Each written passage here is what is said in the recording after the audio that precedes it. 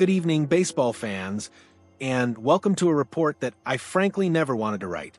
We are standing here on January 16th, 2026, and the sky isn't just falling in Toronto, it has completely collapsed. If you woke up this morning feeling a hollow pit in your stomach, you are not alone. The news cycle over the last 24 hours has been nothing short of a nightmare scenario for the Toronto Blue Jays, a sequence of events that feels like a strategic dismantling of our hopes for the upcoming season. We didn't just lose out on a free agent, we lost a piece of our soul, and we watched a dream target slip away to the West Coast rich kids.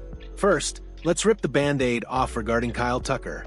The Dodgers, because of course it's the Dodgers, swept in and handed him a 4-year deal, effectively laughing in the face of the rest of the league.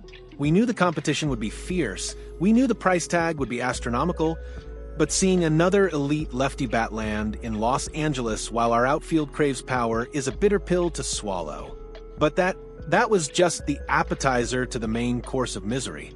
The news that has absolutely shattered Blue Jays Twitter and left us all staring at the wall in disbelief is the departure of Bo Bichette.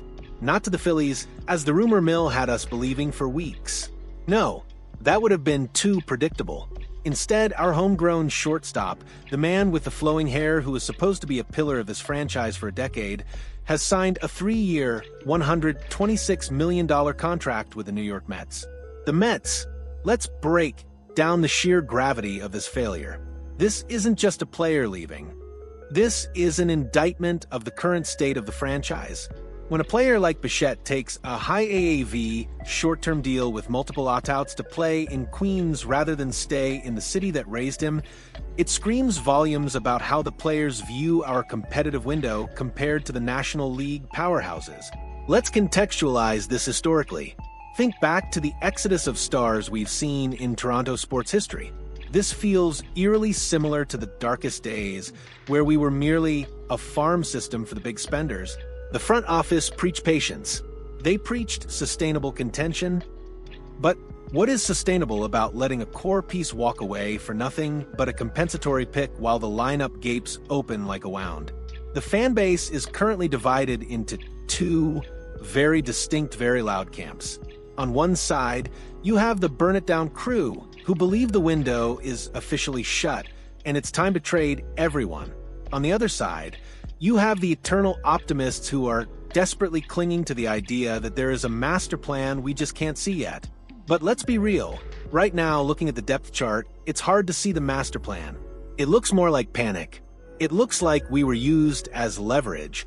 The financial implications of Bichette's $42 million AAV are staggering, setting a new market precedent for shortstops betting on themselves, but the cost of the Blue Jays clubhouse culture is incalculable. Who leads this infield now? Who brings that intensity? We are staring down the barrel of a 2026 season that feels over before pitchers and catchers have even reported. The anger you feel? It's justified. The confusion? It's valid. We have been promised a championship-caliber team, and today, we look more like a stepping stone for stars on their way to bigger markets. The silence from the front office needs to end, and it needs to end now because the trust is evaporating by the second. If we stop crying over spilled milk, is there a monster lurking in the market who can single-handedly save this offense? The answer is a resounding yes, and his name is Eugenio Suarez. Listen to me closely, everyone. Stop looking at Suarez as a consolation prize. That is a lazy narrative. In the wake of the Bichette disaster, Eugenio Suarez isn't just a backup plan, he is a statistical necessity if this team wants to compete in the American League East. We need to strip away the emotion of losing Bo and look at the cold, hard mathematics of baseball scoring. In 2025, the Blue Jays had a very specific identity crisis. We were the kings of small ball in an era of giants. We led the entire league with a .265 batting average. We put guys on base. We hit singles. We were polite. But you know what we didn't do? We didn't scare anybody. We finished 13th in the league with 191 home runs. In the modern game, you cannot string together 4 singles to score a run against elite bullpen pitching in October. You need the 3-run homer. You need the sledgehammer. Enter Eugenio Suarez. Let's look at his 2025 campaign because the numbers are absolutely ludicrous. The man launched 49 home runs. 49. That would have ranked 5th in the entire MLB. He drove in 118 runs, good for 4th in the league. To put that into a painful perspective, let's look at our own backyard. Our beloved George Springer managed 32 homers. Vladdy Jr. hit 23. Addison Barger gave us a hopeful 21. If you take Suarez's 49 bombs and drop them into the middle of the Toronto lineup, you instantly transform from a team that relies on bat-to-ball luck to a team that can erase a deficit with one swing of the bat. Suarez isn't just a hitter, he is a run-producing machine. He had 134 hits last year, meaning when he touched the ball, nearly 37% of the time, it was leaving the yard. That is the kind of terrifying efficiency we have been missing since the days of Bautista and Encarnacion. Now, let's talk about the money, because this is where the front office apologists need to wake up. We just watched Bichette sign for $42 million a year. We watched Tucker get a king's ransom. The projections from reliable sources like MLB Trade Rumors and The Athletic peg Suarez's contract demands in the range of 3 years for $63 to $69 million. Do the math. That is an AAV, average annual value, of roughly $21 to $23 million. That is half the price of Bichette for significantly more power production. From a cap hit perspective, signing Suarez actually gives us more flexibility to go out and acquire pitching or another bullpen arm than retaining Bo would have. This is the Moneyball pivot that actually makes sense. Furthermore, analyze the consistency. This isn't a one-year wonder. Suarez has eclipsed the 30-home run mark in 6 of his last 9 full seasons. In a division where you have to play in the bandbox that is Yankee Stadium and the launching pad at Camden Yards, you need guys who can lift the ball. The Blue Jays' current roster construction is too flat. We hit too many ground balls. Suarez changes the launch angle philosophy of the entire middle order. Imagine a lineup where Vladdy gets on base and pitchers can't pitch around him because Suarez is looming on deck with 49 homer power.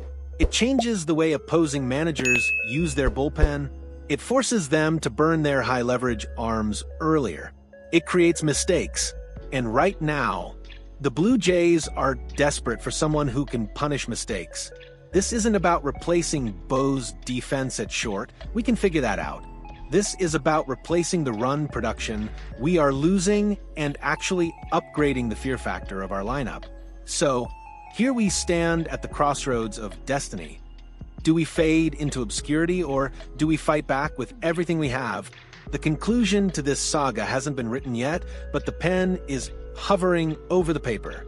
The loss of Bo Bichette and Kyle Tucker is a scar that will take time to heal. It's a harsh reminder of the brutal business of baseball, where loyalty often takes a backseat to leverage and location. But wallowing in self-pity will not win us a single game in 2026. The front office is currently under the hottest microscope they have ever faced. The fan base is restless, the media is circling like sharks, and the players in that locker room are waiting to see if management still believes in this core. Doing nothing is not an option. Standing pat is a resignation letter. Signing Eugenio Suarez is the only move that salvages this offseason from being a total catastrophe. It is a move that signals intent. It tells the fans, yes, we lost a star, but we went out and bought the biggest hammer available. It tells Vladdy Jr., we are going to get you protection.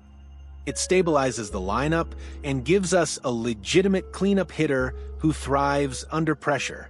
If we miss out on Suarez, if we let him go to a rival or a team like the Mariners or Giants, then we are essentially waving the white flag on 2026. We would be entering the season with a power deficit that no amount of grit or hustle can overcome. The future scenarios are stark. With Suarez, we are a playoff contender with a puncher's chance. Without him, we are fighting for third place and praying for a miracle wildcard spot. We need to see aggression. We need to see creativity. We need to see that the Blue Jays are not just a farm team for the Mets and Dodgers. The money is there. The roster spot is there. The need is glaring. There are no more excuses left in the playbook. The time for monitoring the market is over. The time for signing the contract is right now. We want to see Suarez in a Blue Jays jersey launching balls into the flight deck, reminding everyone that Toronto is still a baseball town that demands excellence. Now, I need to hear from you, the heartbeat of this team. I know you're angry about Bo, and I know the Tucker news hurts, but I want you to look forward. Do you agree that Eugenio Suarez is the absolute must-have signing to save the season? Or do you think the front office should pivot somewhere else? Are you ready to embrace the power, or are you still mourning the loss of the flow? Drop your honest, unfiltered thoughts in the comments below. Let's turn this comment section into a town hall meeting that the management can't ignore. And hey, if you appreciate this raw, no-nonsense analysis and want to stay on top of this breaking story as it develops, smash that like button and subscribe right now. We are in this together, through the heartbreak and the triumphs. Let's make our voices heard.